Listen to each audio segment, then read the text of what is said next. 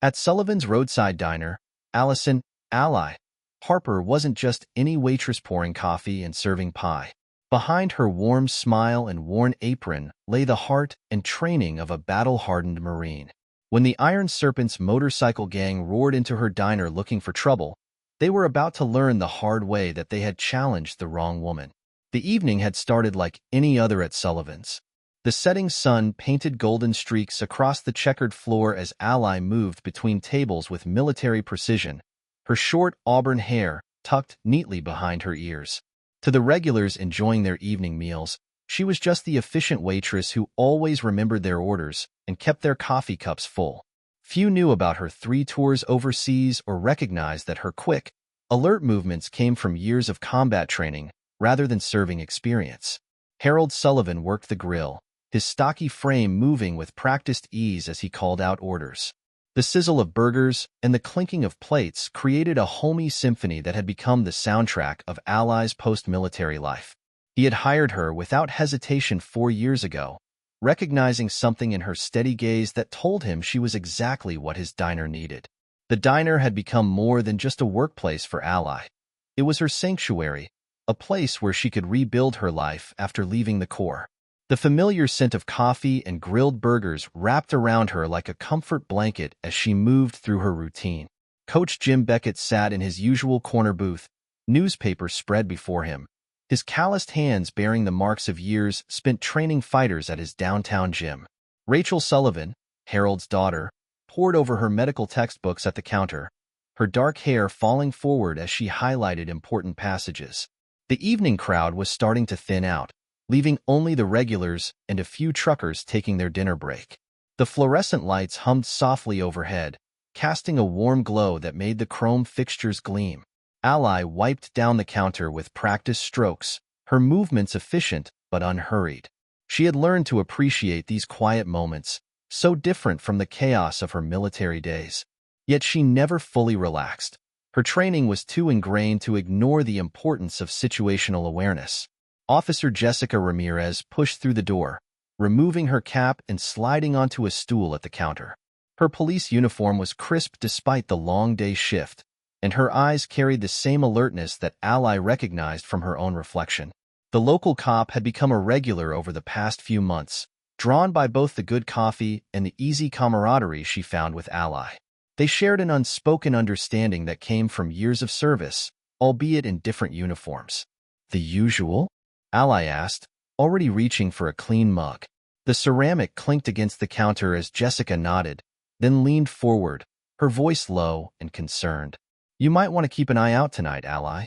Word is the Iron Serpents are moving through town. They've been causing trouble up and down the coast. 2 diners in the next county overhad some nasty encounters with them last week." Ally's hand stilled momentarily as she poured the coffee, the rich aroma rising between them. She had heard about the Iron Serpents. Their reputation for violence and intimidation preceded them. They weren't just another motorcycle club. They were organized, dangerous, and growing bolder with each passing month. But Sullivan's had always been a peaceful spot, a sanctuary of sorts for locals and travelers alike. "Thanks for the heads up," Ally replied, her voice steady. She unconsciously touched the small USMC tattoo on her wrist, a habit she had developed when her combat instincts kicked in.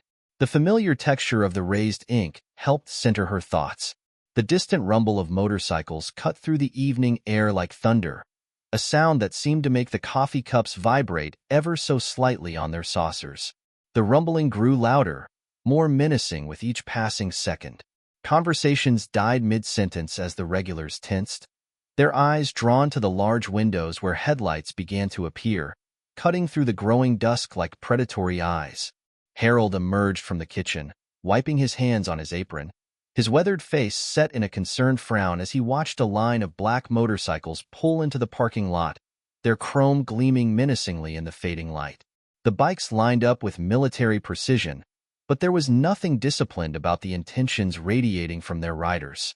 Patricia Monroe, who owned the boutique across the street, clutched her coffee cup tighter, her knuckles turning white. Her voice trembled slightly as she spoke. "Maybe we should call the police." Jessica straightened in her seat, her hand instinctively moving toward her hip, But Ally caught her eye and gave a subtle shake of her head. They needed to see what these men wanted before escalating the situation. Sometimes the presence of law enforcement only made things worse. The diner's bell chimed ominously as the doors swung open. Jax Vance led his gang inside, their heavy boots thudding against the tiled floor in an intimidating rhythm. The temperature seemed to drop several degrees as they entered, their leather jackets adorned with patches that told stories of violence and intimidation. The smell of leather and motorcycle exhaust cut through the homey diner scents. Ally continued wiping down the counter, her movements deliberate and calm. She had faced worse in combat zones, and while she hoped this wouldn't end in confrontation, she was prepared if it did. Her eyes met Harold's across the room, and a silent understanding passed between them. Whatever happened next, they would handle it together. The iron serpent spread out through the diner, claiming territory like an invading force. Jax approached the counter directly, his dark eyes scanning the room before settling on Ally. His lips curled into what might have been meant as a smile, but came across as more of a predatory grin. Behind him, a young woman named Claire Dawson lingered near the window, her posture betraying uncertainty. Unlike the others, she didn't seem entirely comfortable with what was about to unfold. Her leather jacket seemed too new, her patches too clean. Ally noted this, filing it away as potentially useful information. The tension in the diner was palpable as everyone waited to see what would happen next. Ally kept her expression neutral, years of training helping her maintain her composure. Whatever these bikers wanted, she knew this quiet evening at Sullivan's was about to become anything but ordinary. Jax planted his hands on the counter, his leather-clad frame casting a shadow over the polished surface. The silver rings on his fingers clinked against the countertop as he leaned forward, invading Ally's space with deliberate intimidation. "Nice little place you got here," he drawled, his voice carrying a dangerous edge that made several customers shift uncomfortably in their seats. "Me and my friends could use some refreshments after our long ride." Ally met his gaze steadily, her hands continuing to wipe the counter in measured strokes. "We're happy to serve paying customers who respect our establishment," she replied evenly. Her stance remained relaxed but balanced, ready to move if necessary. Jax chuckled, the sound devoid of humor.